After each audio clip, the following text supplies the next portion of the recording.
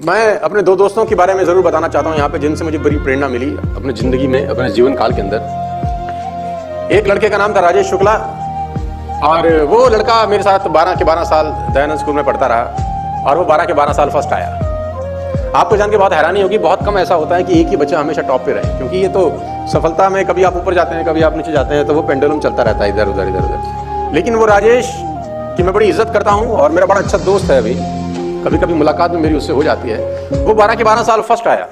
कोई माई का लाल नहीं पैदा हुआ जो उसको सेकंड कर सके।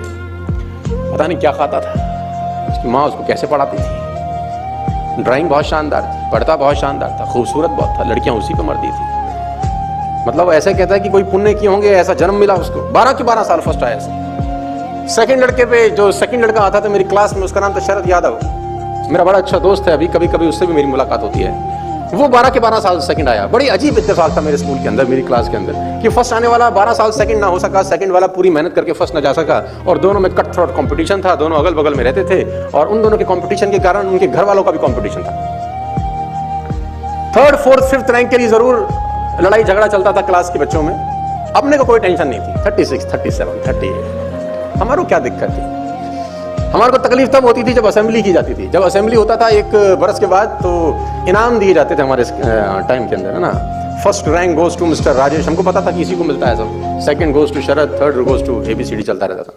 और मुझे याद है अच्छे से, आपको मैं इतिहास में ले जाना चाहूंगा। जो फर्स्ट रैंक आता था लड़का, उसको राजदूत का ज्योमेट्री बॉक्स दिया जाता था। तुमको इतिहास में अगर मैं ले चलूं, उसमें एक कंपास होता था, एक डी, एक स्केल, एक कंपास होता था जिसमें 2 चोंच होती थी। हमको समझ आज तक नहीं लगा साला बनाई क्यों गई थी ये, काहे को चूल लेनी है 2 चोंच।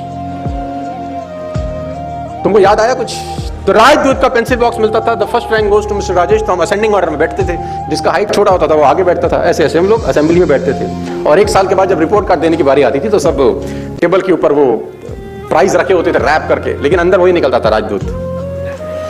सेकंड, जब first rank goes to Rajesh, तो वो उठ के खड़ा होता था और जाता था टीचर की तरफ, और उसको इनाम मिलता था। सेकंड रैंक गोज टू शरद। वो भी उठता था, अपना कपड़ा झाड़ के जाता था टीचर की तरफ, उसको मिलता था लंच बॉक्स प्लास्टिक का। एक छोटी डिब्बी सब्जी की, एक बड़ी डिब्बी रोटी रखने की, एक चम्मच होता था प्लास्टिक का, एक फोक टाइप होता था, उसको वो मिलता था। फर्स्ट व्यक्ति राजेश, सेकंड व्यक्ति शरद, दोनों जाते थे। हमारा भी एक काम था, हमारा काम था उन दोनों की जाते वक्त हमारे को तालियां बजानी।